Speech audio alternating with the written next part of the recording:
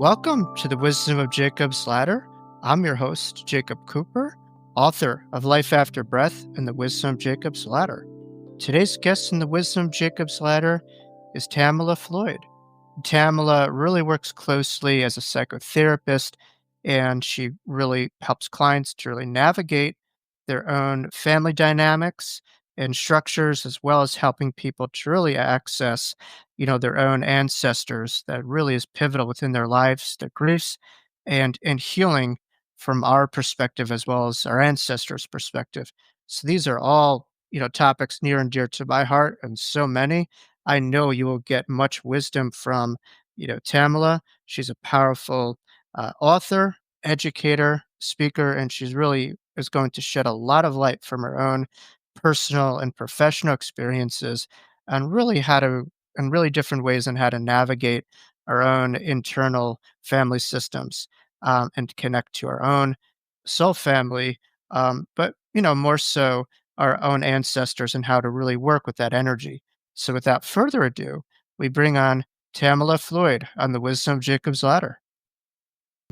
Tamala Floyd, thank you so much for being here as my honored guest. I'm a tremendous fan of your work, and it's really helped out so many people. And I'm just so excited to be sharing this pivotal information that you've been working on for quite some time, on my channel. How have you been? I'm doing really well, Jacob, and I'm very happy to be here with you. Oh, yeah. You have quite an impact on the world, but I Mhm. think a lot of your work, and you correct me if I'm wrong, is, a lot of it has to deal with families and traumas and grief, which we'll, certainly get into. But I always say what brings you to this work, isn't something that you necessarily choose per se. It's something that you feel a calling to. Is that something that rings true for you that you felt a calling for this work? And if so, maybe take, some of the listeners as to what, got you into this because, you do such profound work on so many different levels. But I'm just interested to how you became inspired to do this healing work that you're doing today.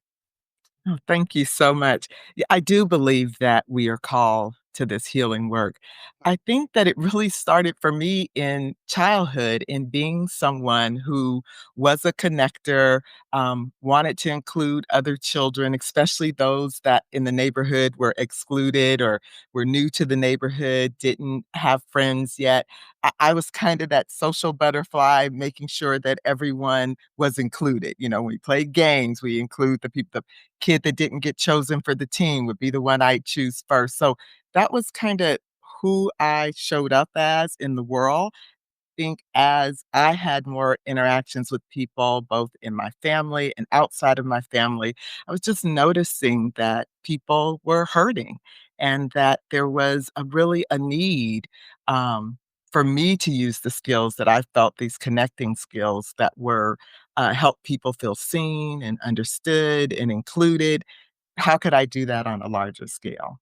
Wow. So you were like a Mr. Rogers type, a female version, or like Abraham from the Bible who opened all this, if you're familiar with the Old Testament. Yes. But my question, and I'm just interested as a therapist from one clinician to another, in terms of nature nurture kind of thing regarding that robust level of empathy that you had. Yeah. Where did that come from? Was that something that you were taught as a child? Was that something that you feel was a part of your soul temperament when you Mm. got into this life? Like, where did that all kind of start? Was that a neurological thing of the mirror neurons in your brain? Yeah, I don't know. Yeah, yeah. I think on some levels, I came here as a very empathetic, deeply feeling. When I was growing up, my parents would say that I was too sensitive. I cried too easily. So I actually got some negative feedback about the way that I, moved in the world and often felt I needed to hide that part of myself, like really be tougher and not be what people term back then a crybaby, Mhm. and kind of suck things up. But that was hard for me because that wasn't my natural way of being. So it's interesting that you tapped into, did you come into the world this way? I'd have to say yes. And got a lot of negative feedback about being too sensitive. Wow, fascinating. So this seems like a real soul path that you're on to bring forward this degree of empathy, and you were able to recognize in the contrasting form.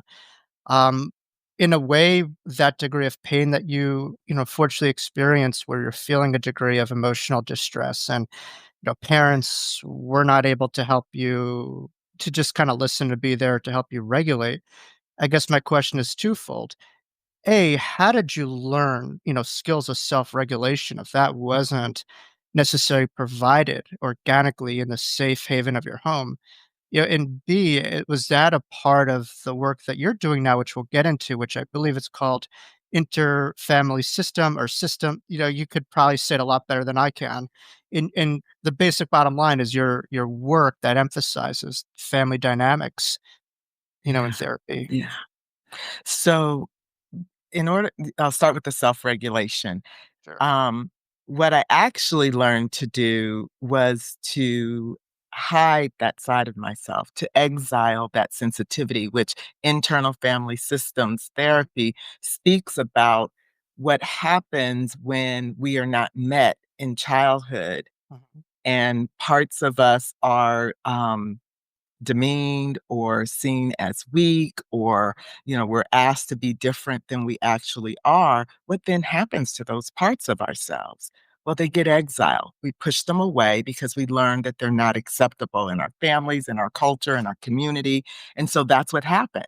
I exiled that sensitivity and instead wanted to show up the way in which the world was asking me to show up, as stronger, as more self-assured, as perfect, as, all a people pleaser, all of these other ways of being that were more Mm. acceptable. Yeah, yeah, and I guess at a certain point of time, it's kinda, you had almost like a midlife crisis before a midlife crisis where you checked off all the boxes that society prescribed to you, and you must have hit a point where you're like, "This doesn't seem to be working." Like, could you reference that point where you're like, "You know what?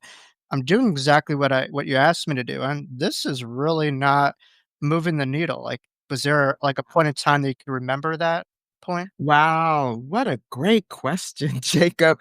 I do remember a point in time, and that point in time was I don't remember if I was a junior or senior in high school, but one of the 2.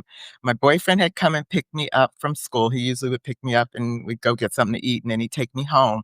And so we're at the park, we're in the car, and I just had an emotional meltdown. Just like and what I remember saying to him is, "I can't do this anymore. I cannot be this perfect student, this perfect daughter, this perfect sister, because in my mind, that's what I needed to be instead of sensitive."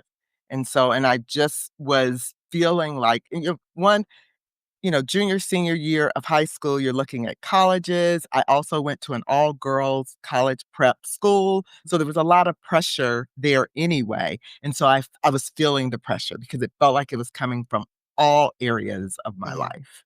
Wow.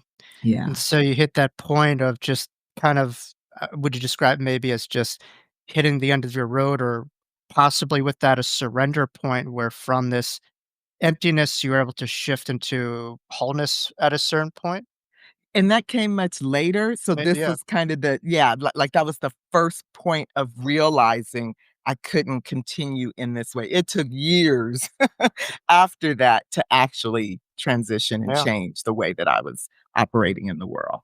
You're a real phoenix out of the ashes, and really relate it seems like a lot of your work towards what you experienced, earlier on, and doing everything you can to help people to not have that experience again and to Mhm. reverse it. But, back to, I believe IFS you were mentioning. Yeah. Could you, like, expand, really a little bit on what it is and what in its significance, for people to Mhm. understand? Because I know we both come from similar backgrounds Yeah. as social workers, and, as Kamala Harris said during the campaign, you weren't just born under a coconut tree, like, you came from somewhere before you and all people beyond you, and you really pushed this work forward. But could you highlight, a little bit of about why, you know, IFS is important, family structure is important, how that develops our engagement with the world and the relationships and, our own relating to our own emotional selves too. Yeah. So I'll start with talking about internal family systems itself, kind of describing what it is, right? So that we're starting at the same place. So internal family systems therapy is a modality that views the human psyche as having multiple subpersonalities. For a long time in psychology, we saw the human mind as one. So if we saw parts or any separation, fragmentation, then the goal was to bring this back into the whole, into one personality. We realize that we really are made of parts. It's a subpersonality and IFS, we call them parts. And so if you think about times in your life where you had a part of yourself that really wanted to go after this particular job and felt like you were ready, prepared, and you really should go for this promotion.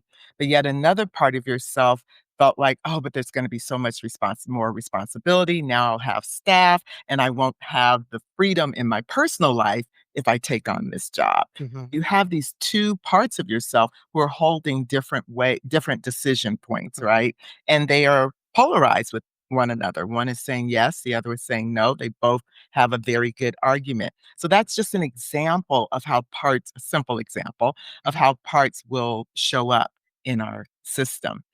The part of IFS that talks about the family, we speak of an internal family, and it is similar to our external family. We have family members in our external family that we're close to, that we like. We have family members that we may not agree with, we may not get along with. We have family members who may criticize us. Um, that also happens internally. So these parts are our internal family members. They have coalitions, they triangulate, they polarize. So they do all the things inside of us that our families externally also do. wow. Fascinating components, and I know a lot of your work, has to relate to healing, those parts in a way. Because I'm just kinda curious, because you could have, in a vacuum, person A versus person B, like, same family dynamics or maybe polarizing, like, one is a Yeah. really good situation environmentally, and the other one, not so great, and then you find some person has the ability to have resilience and resolve, and the next person continually regurgitates patterns, and so for people to really make changes within their dynamics and what they've been inherited, what are some of the and I know we're short on time to really get into the full enchilada of this, but what are some of the steps to really move the needle? Because I think what people walked into was not their fault in any walk of life, whether that's family or trauma or any stressor, but what they walk out of it becomes the task at hand. And so how could people really start to move the needle when they were maybe born in dysfunctional dynamics or, you're an example. What are Yeah. some, general steps that you've come to understand? Right. Well, I think one other component of IFS I need to describe because it is the healing resource, and that is what in IFS we call the self. And that is that the true essence of who we are, who Jacob is, who Tamala is, when I'm not blended with any of my parts, when my parts are not in the seat of consciousness. Mhm. Once those parts step back, what I'm left with is that true, pure essence of who I am as a human. That is who has to come into relationship with my parts. Like my parts have to be in relationship with me. My parts have taken on their roles because they thought they had to. This was their way of protecting, say, that overly sensitive part of myself, that perfectionist and people pleaser came in order so that that sensitive part of me wouldn't continue to get hurt in the world. These parts that stepped in had no idea that there is a whole Tamala that is ready to be in relationship with them and help them to heal.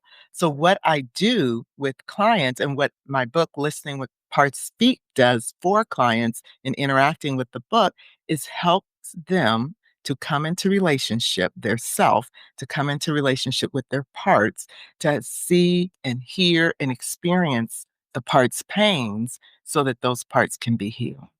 Wow.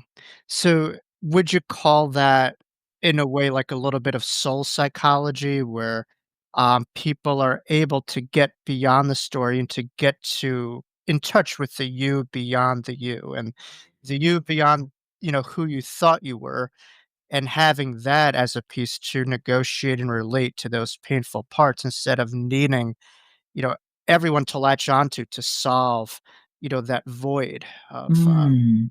just feeling cold or warmth or disvalidated. That, in a sense, you're saying we have the ability to do all that from connecting to this part. And I'm wondering, for you, what do you label that part? Is that the soul? Is that the higher Yeah, self? Like, what's the lexicon of that's it's the self. That's what we call it in IFS. It is the self. But it aligns with other therapies, the higher self and your inner guidance. So all of these terms were really referring to the same thing. And I yeah, love what you making the connection with soul psychology because very similar in that we know we have a higher self, and the higher self is a resource for our healing, but our parts, for whatever reason, don't have a relationship or don't trust the higher self because when we were younger, we weren't at a place that we were connected with that self in a way that it protected us. So the parts come to believe,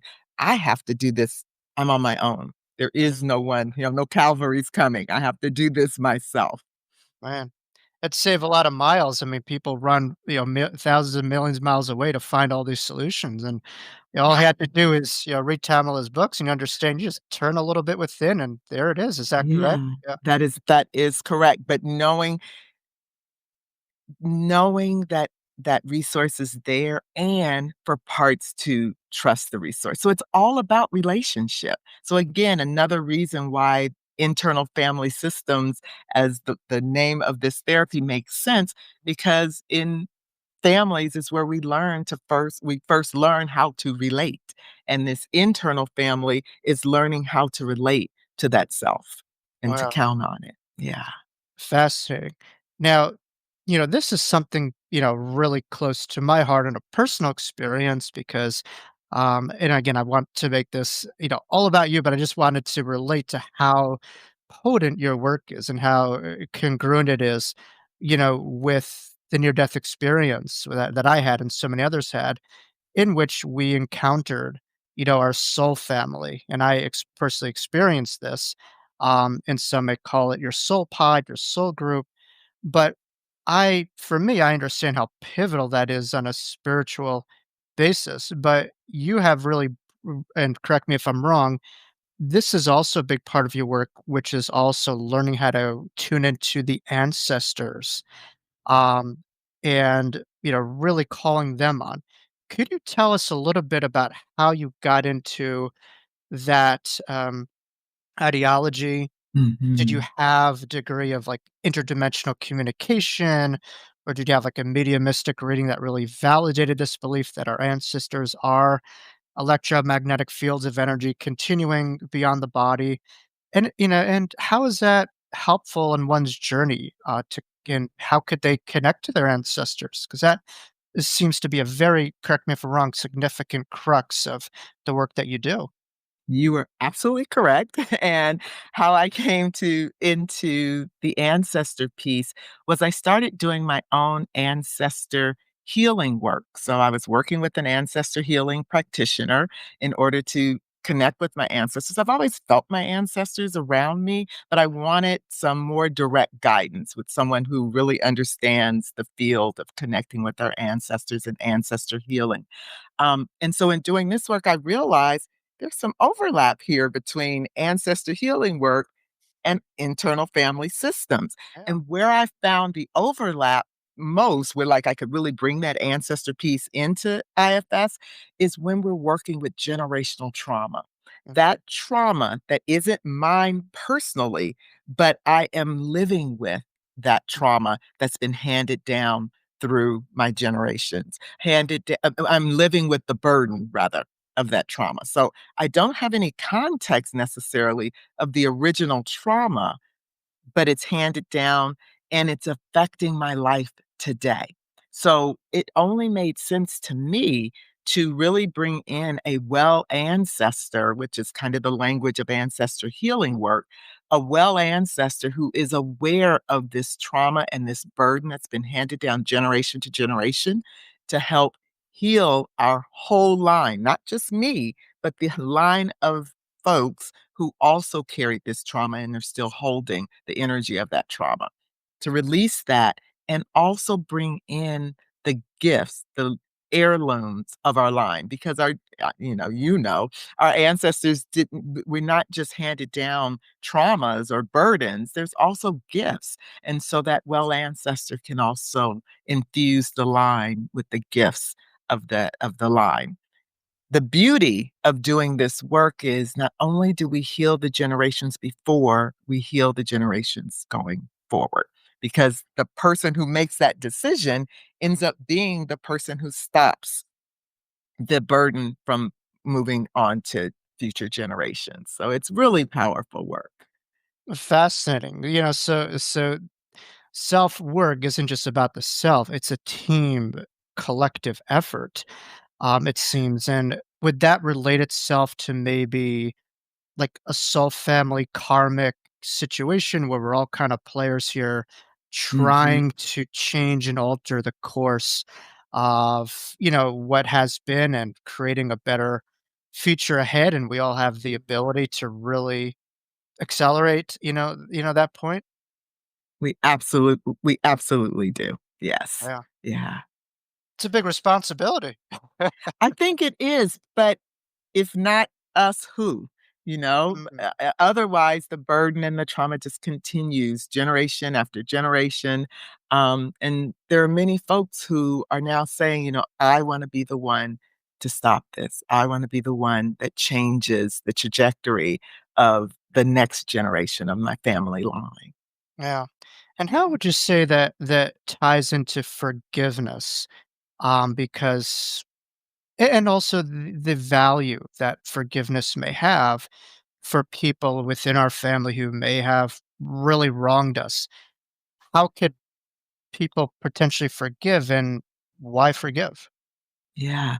I think the ways in which this ties into forgiveness is when we connect with the family lineage and really are able to see the folks who hurt us, whoever the perpetrators are, in their highest self energy. Mhm. Often they are coming and saying they're sorry, so that opens the door to overall forgiveness.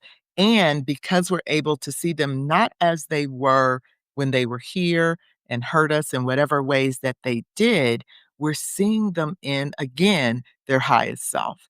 And we're understanding, hopefully, or have some connection to what parts were motivating the behavior that impacted us most. And some of that Yeah. even can happen while those folks are still alive, when we do another thing that I love about IFS is when I do my own healing work and I can be more self-led, I'm not coming from my parts that are holding whatever negative thoughts or feelings about other people, folks who Mhm. hurt me, people I'm in relationship with.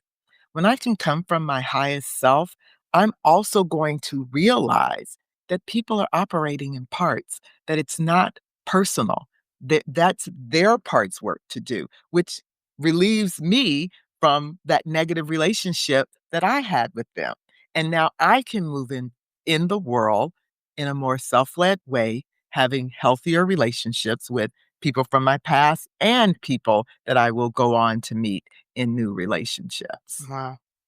It's tremendously groundbreaking and a breakthrough. And I know you're with, correct me if I'm wrong, Hay House. Yeah. And there was a Mount Rushmore figure of Hay House by the name of Dr. Wayne Dyer. I'm sure you've heard of him. Yes, of But, course. Wayne has that famous IFS story where he, I guess, had a father who was might have been abusive or just kind of cruel to Wayne growing up, and that was that was a big part of potentially Wayne's anger or stuff like that, and like a barrier. I think he got off to the side of the road and might have pulled over to a cemetery and just started getting into this angry dialogue with his dad. And then he, did a lot of the work that you're doing where he just said, wow, you know what? Who am I to judge you? You're doing the best that you can, working with the higher self. And once he forgave them, his whole entire life trajectory changed and a lot of the, behaviors that he was doing, dissipated. And so Yeah. I'm just wondering, do you notice that with the clients that come into your office, like the degree of shift? Again, another Wayne term that he would love. Mhm. Yes. Shift that you see within your clients that come into your practice and how they're able to navigate their lives? Absolutely, there's huge shift because if I'm going from, say, a raging part leading to my compassionate, intuitive, confident, courageous self leading, that in and of itself is going to cause me to show up differently in the Mhm. world, right? So, Yeah. yes, we absolutely do see shifts. And that part that was raging ends up maybe being an advisor within the system to kind of let us know when things might not be safe. Not that it has to rage about it, but it's like, hey, you need to pay attention to this. Watch what's going on. So the other thing that is key in this model is those parts that have taken on maladaptive behavior and extreme behaviors get to choose another way to be in the system Mhm. because we are born with our parts. We are not necessarily born with the parts being burdened. That comes from our lived experience or from what's been handed down generationally. Mhm. And so these parts get to say, I don't want to be the rager. I see that I don't have to be this Mhm. angry. I can come and be an advisor, or I can just rest. I'm tired of the heat that I've been living with. I just want to rest. Whatever the parts' innate qualities are, once they come into relationship with self, they can return to those innate qualities and move through our system that way instead of their burdened way. Mhm. Fascinating, Yeah. because I know so many clients come into I'm sure you experience with every justifiable reason to be angry, and then Yes. the road is, yes, this is justifiable, and Mhm. is it adaptive, and is it helpful? Oh, That 2 yeah, things could be true at the same time, not, "My name is Jacob, but such and such. My name is Jacob and," so the that's inclusivity, right. which is a big, DBT kinda technique, but, and I think that's really where where I think it seems what you're saying, you're really kinda putting it on the client that if they Mhm. don't heal from this, they'll become exactly who they have tremendous distaste for in a way, and Yeah, continue those patterns. you absolutely can continue the patterns. Yeah, Yeah. yeah. So this is a method of pattern breaking, and being able to choose. That's the other thing. When our parts are in their extreme roles, they don't have choice. Like that raging part, that my perfectionistic part or people pleasing part, they don't have any choice but to do that because Mhm. the alternative to them is worse than the choice. Like the alternative for my people pleasing part was that my sensitivity would be harmed again. It would be judged again. So instead of me experiencing that, being judged for who I am, let's put on this face of people pleasing because then we get to become what people want. And this other one doesn't get to be harmed again. Mm. With IFS, included in your book, what would you say is like a top, component, of the change process? Is it open-mindedness, flexibility, adaptability, putting in the work? Like, what are some tenets that you see that are patterns, that lead for people to kind of break these kind of chains, if you will, in these patterns? Yeah, I think one of the and this particular pattern is just common for therapy, period, is the commitment and desire for change.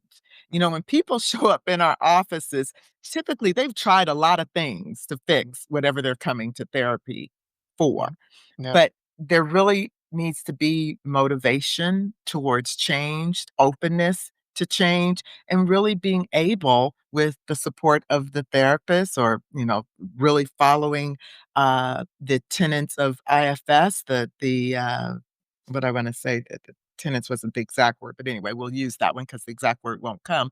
The protocol, there it is, of IFS will help the person to heal. So I really do believe it's that openness. And sometimes we really have to work with the parts around that because just think if you've been harmed over and over and over again and experienced deep emotional, physical, mental trauma, you're going to have a highly protected system. So you're not Yeah. just going to come in and say, okay, do the work on me. No, we're going to have to develop trust. The Uh-huh. client is going to have to develop trust with me, the therapist, and with the modality. Because how many times, well, how many times, Jacob, do you get pushback just on the modality that you're using with the Mhm. client, right? So it's Mhm. their trust in me as the therapist and the trust in the ways in which I'm offering Yeah. options and healing for them. That human relationship, that rapport is so essential, or really Yeah. within this work. And yeah, I mean, for some people, you just have to ask. It's kind of like I think of like this author that I had on my podcast named Neil Donald Walsh. She wrote the book Conversations with God, and he was getting into an angry conversation with God. And what God said is, "Are you just here to vent, or do you really want to know?" And sometimes you just have to ask yourself, like, are we just here to kind of rage? And there's a certain um, point of emphasis, that a value of catharsis, and Yes. also, could we find some practical alternative steps, to change? But Yeah. just kind of curiously, like a lot of people will kind of play victim versus victor, family Mm. dynamics where they'll feel victimized by situations, or sometimes they'll find solutions. I'm just kind of curious, what role do you feel spirituality plays in navigating dysfunctional, family systems? And if so, like, what have you understood from the upper realms, the upper ethereals, as it relates to the family dynamics that could maybe help people to really understand, negotiate with dysfunctional dynamics on the surface level? One of the things I've found to be really helpful is people understanding that their ancestors also want healing for them.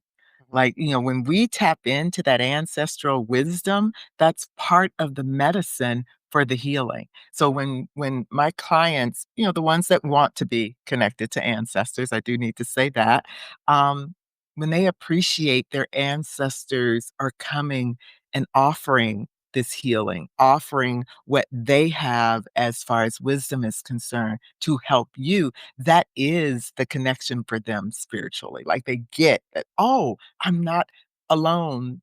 Just like our parts get when they connect with self, oh, I'm not alone. The person gets and understands once they connect with their ancestors that I have more people who are rooting for me, who want me to win, who want to help Mhm. me. You think we are all of our ancestors' child, Yeah. Mm. Yeah, yeah. Yeah. Another Wayne quote is, "If you knew who was around you, you'd never feel alone," right? That's right, So exactly. Yes, yes, yeah, I love that, yeah. yeah. Yeah, So we have so so true. many around us, so many. Yeah.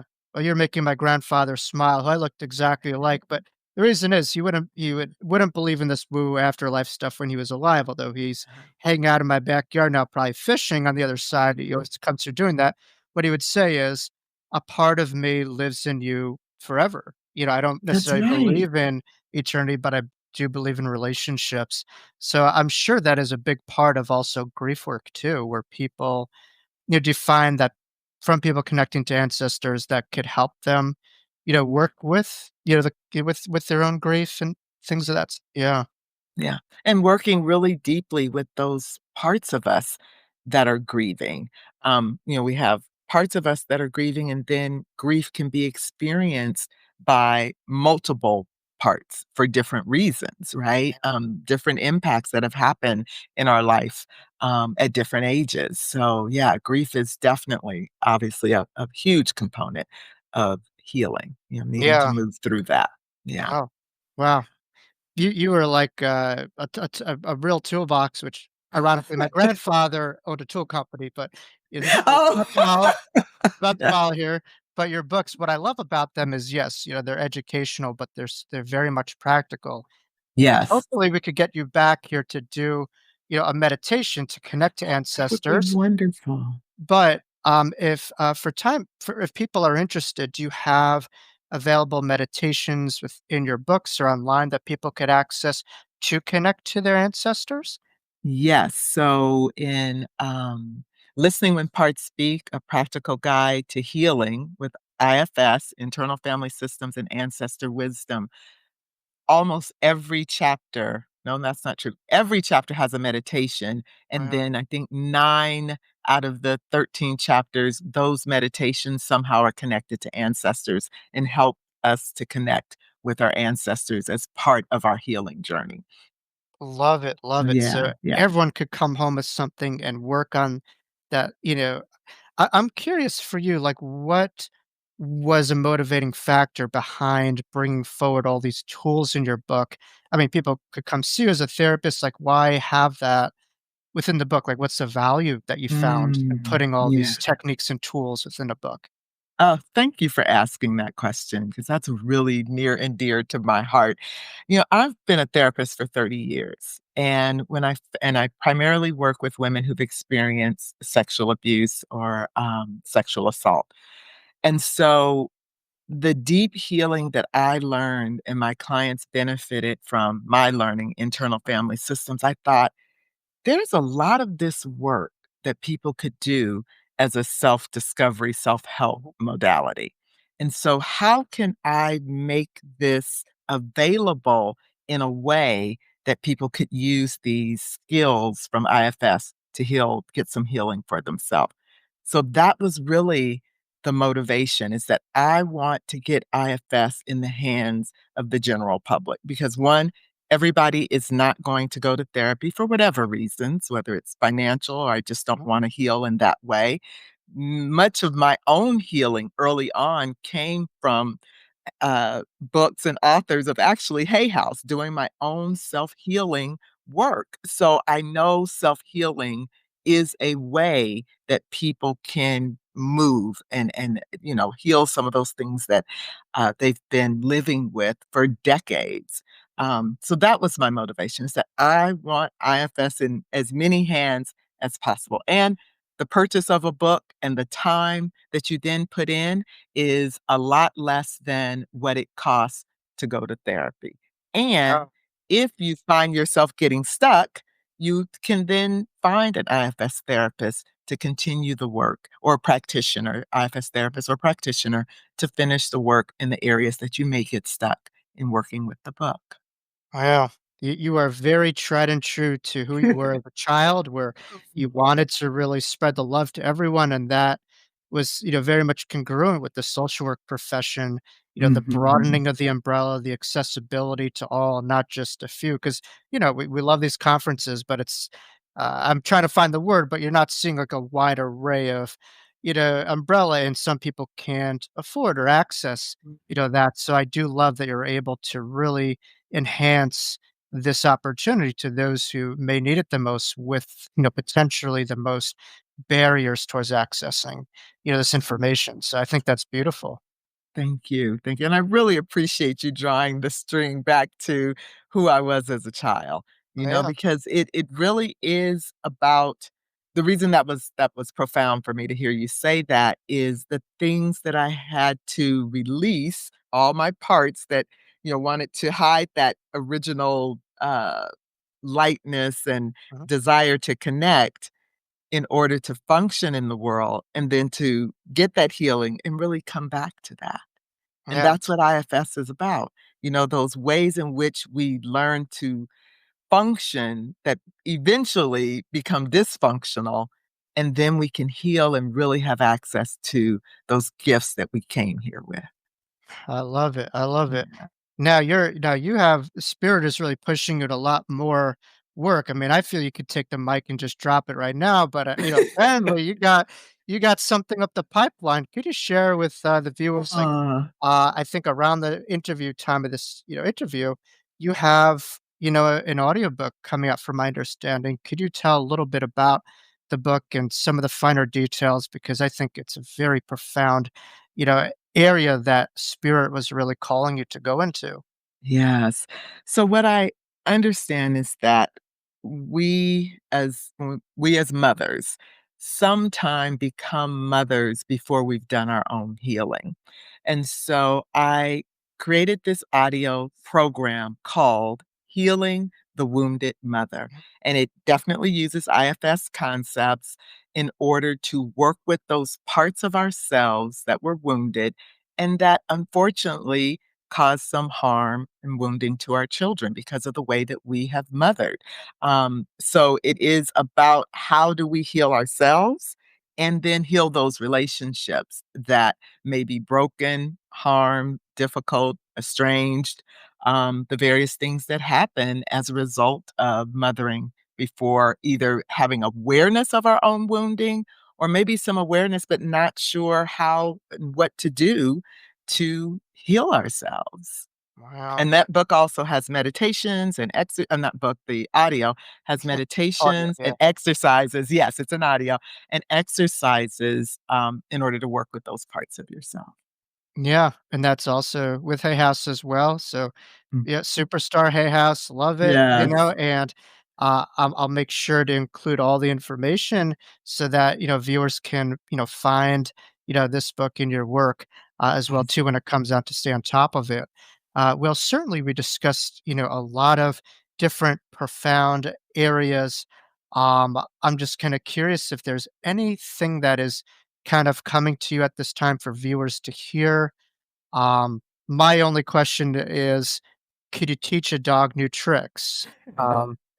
Is that possible? Because I find that a lot where people say, like, "This is who I am, this is what I was given, and this is it." But I'm also interested for you, more importantly, if you have, anything that's coming your way to really speak to the viewers who are tuning in, who may have gone through, a multitude of stressors and, a lot of adversive experiences, um, you know, within their childhood.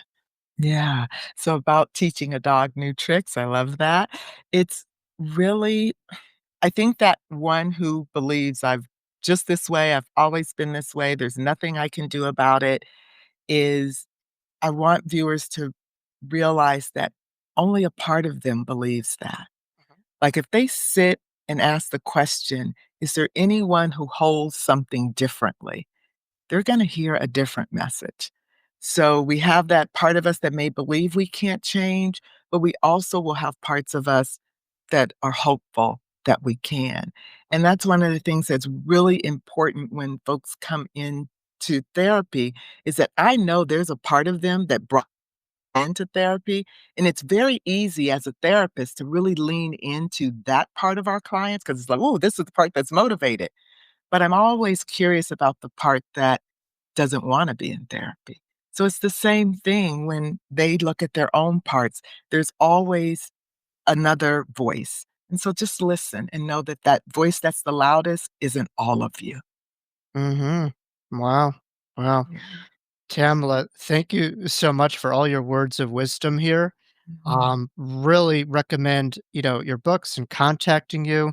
Could you tell the viewers where the best way to reach you, as well as you're on Instagram or Facebook, or how could people also find you beyond the website as well as your books too?